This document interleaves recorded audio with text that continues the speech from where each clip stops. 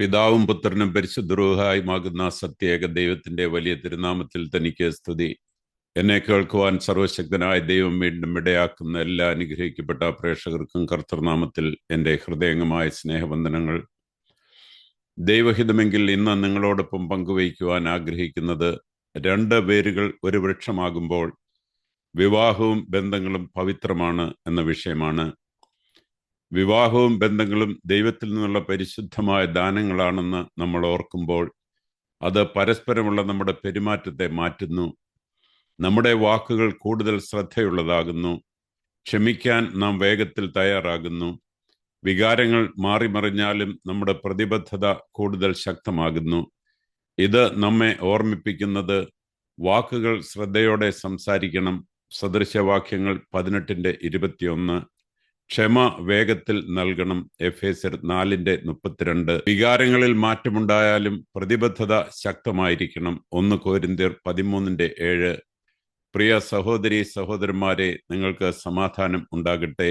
ഒരു വീടിനുള്ളിലെ മറഞ്ഞിരിക്കുന്ന വേദനകൾ നിശബ്ദമായി വെളിപ്പെടുന്ന നിമിഷങ്ങൾ ജീവിതത്തിൽ ഉണ്ടാകാറുണ്ട്.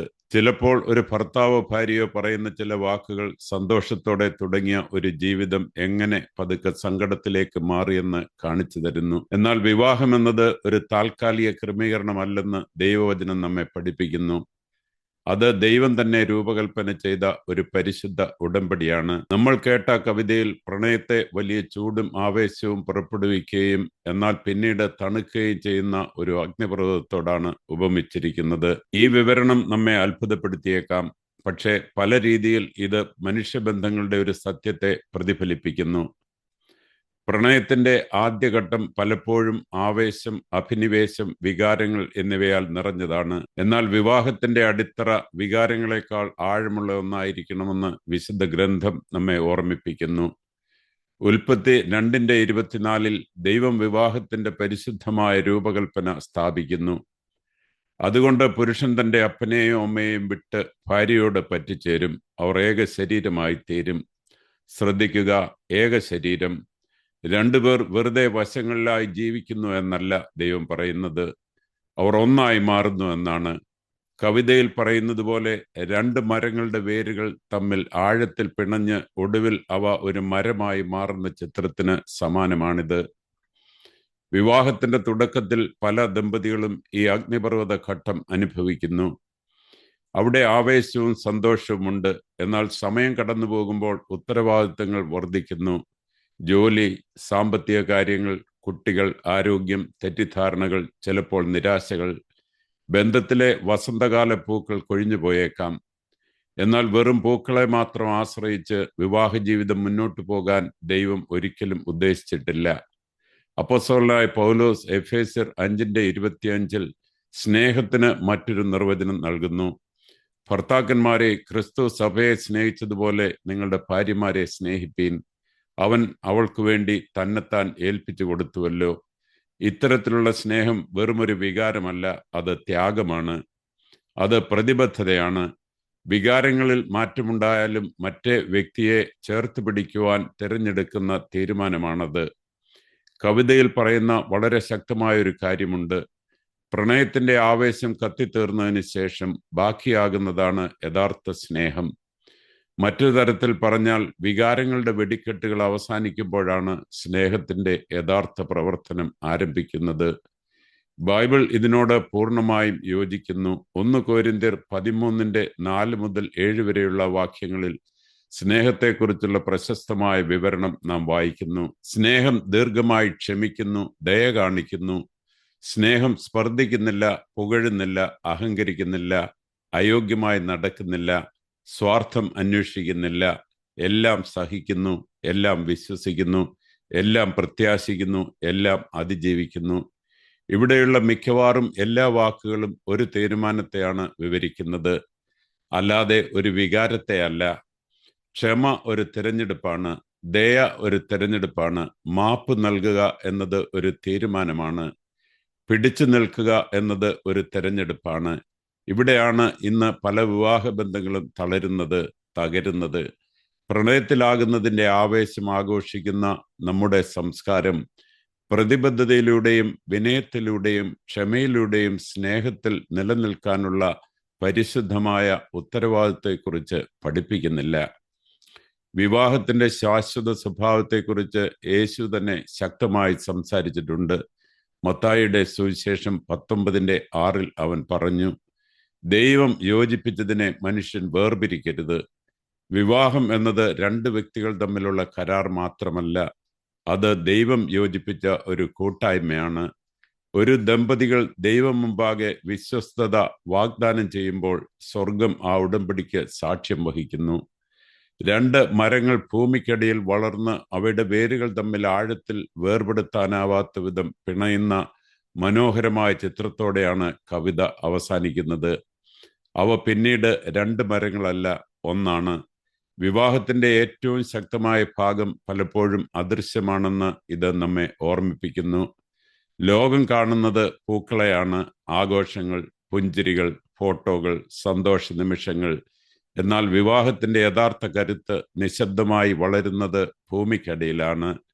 ഒന്നിച്ചുള്ള പോരാട്ടങ്ങൾ, ക്ഷമിക്കപ്പെട്ട തെറ്റുകൾ, പരസ്പരമുള്ള ത്യാഗങ്ങൾ, ഒന്നിച്ചുള്ള പ്രാർത്ഥനകൾ, തുടച്ചു മാറ്റപ്പെട്ട കണ്ണുനീർ, തോളോട് തോൾ ചേർന്ന് ചുമന്ന ഭാരങ്ങൾ, ഇവയാണ് വേരുകൾ. തിരുവെഴുത്തുകൾ നമുക്ക് സമാനമായ ഒരു ചിത്രം നൽകുന്നു. കർത്താവിൽ വിശ്വസിക്കുന്നവൻ വെള്ളത്തിനരികെ നട്ടിരിക്കുന്നതും പുഴയരികെ വേരൂന്നിയിരിക്കുന്നതുമായ വൃക്ഷം പോലെയാകുന്നു എന്ന് പ്രവാചകനായ യിരെമ്യാവ് 17:7-8 വരെയുള്ള വാക്യങ്ങളിൽ പറയുന്നു. അങ്ങനെയുള്ള ഒരു മരം ചൂടിനെയോ വരൾച്ചയോ ഭയപ്പെടുന്നില്ല, കാരണം അതിൻ്റെ വേരുകൾ ആഴമുള്ളതാണ്. അതുപോലെ ഒരു ഭർത്താവും ഭാര്യയും വിശ്വാസത്തിലും ക്ഷമയിലും പ്രാർത്ഥനയിലും തങ്ങളുടെ വേരുകൾ ഒന്നിച്ച് വളർത്തുമ്പോൾ പരീക്ഷണങ്ങളുടെ ചൂടിനെയും പ്രയാസങ്ങളുടെ വരൾച്ചയെയും അതിജീവിക്കാൻ അവരുടെ വിവാഹത്തിന് കഴിയും. രാജാവായ ശലോമോൻ സഭാപ്രസംഗി 4:9-12 വരെയുള്ള വാക്യങ്ങളിൽ ജ്ഞാനത്തോടെ ഇങ്ങനെ എഴുതി: ഒരാളേക്കാൾ രണ്ടുപേർ നല്ലത്, ഒരുവൻ വീണാൽ മറ്റവൻ തൻ്റെ കൂട്ടുകാരനെ എഴുന്നേൽപ്പിക്കും. മൂന്നിഴയുള്ള ചരട് വേഗത്തിൽ പൊട്ടിപ്പോവുകയുമില്ല. ആ മൂന്നാമത്തെ ഇഴ ദൈവമാണ്. ദൈവം വിവാഹത്തിന്റെ കേന്ദ്രമാകുമ്പോൾ വേരുകൾ ആഴത്തിൽ വളരുന്നു. ദമ്പതികൾ ഒരുമിച്ച് പ്രാർത്ഥിക്കുകയും പരസ്പരം ക്ഷമിക്കുകയും തങ്ങൾ ചെയ്ത പരിശുദ്ധമായ ഉടമ്പടി ഓർമ്മിക്കുകയും ചെയ്യുമ്പോൾ അവരുടെ ബന്ധം വികാരങ്ങളെക്കാൾ ശക്തമാകുന്നു. എല്ലാ വിവാഹങ്ങളിലും പൂക്കൾ കൊഴിയുന്ന കാലങ്ങളുണ്ടാകും. തെറ്റിദ്ധാരണകളും നിരാശകളും നിശബ്ദമായ വേദനകളും ഉണ്ടായേക്കാം. എന്നാൽ ആ കാലങ്ങൾ മരം മരിക്കുന്നു എന്നർത്ഥമല്ല. ചിലപ്പോൾ അവ വേരുകൾ കൂടുതൽ ആഴത്തിൽ വളരുന്ന കാലങ്ങളാണ്. സമാധാനത്തിന്റെ ശത്രു എപ്പോഴും മന്ത്രിക്കും, ഉപേക്ഷിക്കൂ എന്ന്. എന്നാൽ ദൈവത്തിന്റെ ശബ്ദം പറയുന്നു, മുറുകെ പിടിക്കുക. ബുദ്ധിമുട്ടുകൾ ഉണ്ടാകുമ്പോൾ വേർപിരിയാൻ ലോകം പ്രോത്സാഹിപ്പിച്ചേക്കാം. എന്നാൽ അരിനഞ്ജനത്തിലേക്കും ക്ഷമയിലേക്കും ത്യാഗപൂർണമായ സ്നേഹത്തിലേക്കുമാണ് തിരുവെഴുത്തുകൾ ദമ്പതികളെ വിളിക്കുന്നത്. കാരണം രണ്ട് വ്യക്തികൾ ജീവിതത്തിന്റെ മാറുന്ന കാലങ്ങളിലും വിശ്വസ്തരായിരിക്കുമ്പോൾ മനോഹരമായ ഒന്ന് സംഭവിക്കുന്നു. യൗവനത്തിന്റെ ആവേശം മാഞ്ഞേക്കാം, പക്ഷെ തകർക്കാൻ കഴിയാത്ത ഒരു ഐക്യം അവിടെ വളരുന്നു. സമാന്തരമായി നീങ്ങുന്ന രണ്ട് ജീവിതങ്ങളല്ല തങ്ങളെന്ന് അവർ തിരിച്ചറിയുന്നു. പങ്കിട്ട ചരിത്രത്തിലും ത്യാഗത്തിലും വിശ്വാസത്തിലും വേരൂന്നിയ ഒരു വൃക്ഷമായി അവർ മാറിയിരിക്കുന്നു. അത്തരമൊരു സ്നേഹം മക്കൾക്കും കുടുംബത്തിനും മാത്രമല്ല, ലോകത്തിന് മുഴുവൻ ഒരു വലിയ സാക്ഷ്യമായി മാറുന്നു. ഉടമ്പടിയിൽ അധിഷ്ഠിതമായ സ്നേഹം ഇന്നും സാധ്യമാണെന്ന് അത് തെളിയിക്കുന്നു ഒരു ചിന്ത. ഇന്ന് തളർച്ച അനുഭവിക്കുന്ന വിവാഹ ബന്ധങ്ങൾ ഉണ്ടെങ്കിൽ ഈ സന്ദേശം ഒരു ഓർമ്മപ്പെടുത്തലാകട്ടെ. പൂക്കൾ കൊഴിയുന്നത് സ്നേഹത്തിന്റെ അവസാനമല്ല, അത് വേരുകൾ കൂടുതൽ ആഴത്തിൽ വളരാനുള്ള ക്ഷണമാകാം. ദയയിലേക്ക് മടങ്ങുക, ക്ഷമയിലേക്ക് മടങ്ങുക, പ്രാർത്ഥനയിലേക്ക് മടങ്ങുക, ദൈവം അനുഗ്രഹിച്ച ഉടമ്പടിയിലേക്ക് മടങ്ങുക. ദൈവത്തിന്റെ സഹായത്തോടെ തകർന്നു പോകുമെന്ന് തോന്നുന്നവ വീണ്ടും ശക്തമാകും.